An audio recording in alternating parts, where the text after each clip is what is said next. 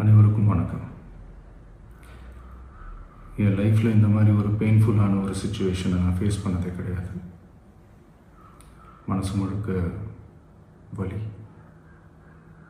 வலி மட்டும்தான். இந்த சுற்றுப்பயணத்தில் என்னென்ன மக்கள் பார்க்க வராங்க, அதுக்கு ஒரே ஒரு காரணம் தான், அவங்க என் மேலே வச்சிருக்கிற அன்பும் பாசமும். அந்த அன்புக்கும் பாசத்துக்கும் நான் எப்பவும் கடமைப்பட்டிருக்கிறேன்.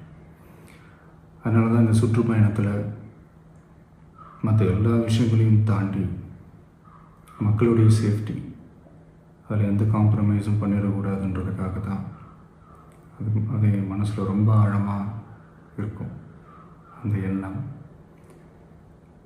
அதனால தான் இந்த அரசியல் காரணங்கள் எல்லாத்தையும் தவிர்த்துட்டு ஒதுக்கி வச்சுட்டு மக்களுடைய சேஃப்டி மட்டும் மைண்டில் வச்சுக்கிட்டு அதுக்கான இடங்களை சூஸ் பண்ணுறது, அதுக்கான இடங்களை பார்த்து பெர்மிஷன் கேட்குறது, போலீஸ் டிபார்ட்மெண்ட்டில் அதை ரிக்வெஸ்ட் பண்ணி கேட்போம். ஆனால் நடக்கக்கூடாதது நடந்துருச்சு. நானும் மனுஷன் தானே. அந்த நேரத்தில் அத்தனை பேர் பாதிக்கப்பட்டு இருக்கும்போது எப்படி அந்த ஊரை விட்டுட்டு என்னால் கிளம்பி வர முடியும்? நான் திரும்ப அங்கே போகணும்னு இருந்துச்சுன்னா அதை ஒரு காரணம் காட்டி அங்கே வேறு சில பதட்டமான சுச்சுவேஷன்ஸ், வேறு சில அசம்பாவிதங்கள் அந்த மாதிரி எதுவும் நடந்துடக்கூடாதுன்றதுக்காக தான் நான் அவாய்ட் பண்ணேன். இந்த நேரத்தில் சொந்தங்களை இழந்து தவிக்கிற அத்தனை குடும்பங்களுக்கும் என்னுடைய ஆழ்ந்த இரங்கலை தெரிவிச்சுக்கிறேன். எனக்கு தெரியும், என்ன சொன்னாலும் இது ஈடேயாகாதுன்னு எனக்கு தெரியும். ஹாஸ்பிட்டலில் ட்ரீட் பண்ணிகிட்ருக்கிற எல்லாருமே சீக்கிரமாக க்யூர் ஆகி வரணுன்றதை இந்த நேரத்தில் நான் வேண்டிக்கிறேன். கூடிய சீக்கிரமே உங்கள் எல்லாரையும் நான் சந்திக்கிறேன். இந்த நேரத்தில் எங்களுடைய வலிகளை, எங்களுடைய நிலைமையை புரிஞ்சுக்கிட்டு எங்களுக்காக பேசின அரசியல் கட்சிகளை சார்ந்த நண்பர்கள், தலைவர்கள் அனைவருக்கும் என்னுடைய நன்றியை தெரிவிச்சுக்கிறேன்.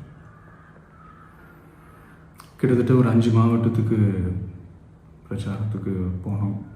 இந்த மாதிரி எதுவுமே நடக்கல. ஆனால் கரூரில் மட்டும் ஏன் எப்படி நடக்குது, எப்படி நடக்குது? மக்களுக்கு எல்லா உண்மையும் தெரியும். மக்கள் எல்லாத்தையும் பார்த்துக்கிட்டு இருக்கிறாங்க. கரூரை சேர்ந்த அந்த மக்கள் அந்த உண்மையெல்லாம் வெளியில் சொல்லும்போது எனக்கு கடவுளே நேரில் வந்து இறங்கி அந்த உண்மைகள்லாம் சொல்கிற மாதிரி எனக்கு தோணுச்சு. சீக்கிரமே எல்லா உண்மைகளும் வெளியில் வரும்.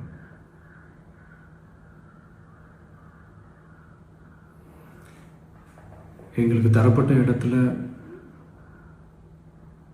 நாங்கள் போய் அந்த ஸ்பாட்டில் நின்று நாங்கள் பேசிட்டு வந்தோம். அதை தாண்டி எந்த தவறும் எங்கள் சைடில் நாங்கள் எதுவுமே செய்யலை. பட் இருந்தாலும் எங்கள் கட்சியை சேர்ந்த நிர்வாகிகள், தோழர்கள் மேலே எஃப்ஐஆர், அது மட்டும் இல்லை சோஷியல் மீடியாவை சேர்ந்த நண்பர்கள், தோழர்கள் அவங்க மேலே எஃப்ஐஆர்லாம் போட்டு இப்போ பிடிச்சிக்கிட்டு இருக்கிறாங்க.